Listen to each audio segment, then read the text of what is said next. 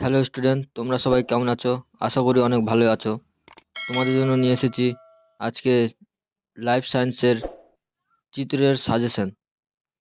কোন কোন চিত্র করলে তোমরা মাধ্যমিকে কমন পাবে, সেই চিত্র সাজেশনগুলি আজকে নিয়ে এসেছি তোমাদের জন্য। ভিডিওটা শুরু থেকে শেষ পর্যন্ত অবশ্যই দেখবে, না হলে কিছুই বুঝতে পারবে না এবং সব মাথার উপর দিয়ে চলে যাবে। প্রথমে রয়েছে ইউক্যারিওটিক ক্রোমোজোম, তারপরে 2 নম্বরে রয়েছে আদর্শ নিউরন, তারপরে 3 নম্বরে রয়েছে প্রতিবর্ত চাপ, তারপরে 4 নম্বরে রয়েছে সপুষ্পক উদ্ভিদের দ্বিনিষেক পদ্ধতি। এই কটা চিত্র ভালোভাবে অঙ্কন করতে হবে।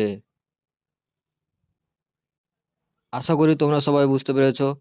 আজকের মতন এই পর্যন্ত, আবার দেখা হবে নেক্সট ভিডিওতে। শুরু থেকে শেষ পর্যন্ত ভিডিওটা দেখার জন্য তোমাদের অসংখ্য ধন্যবাদ।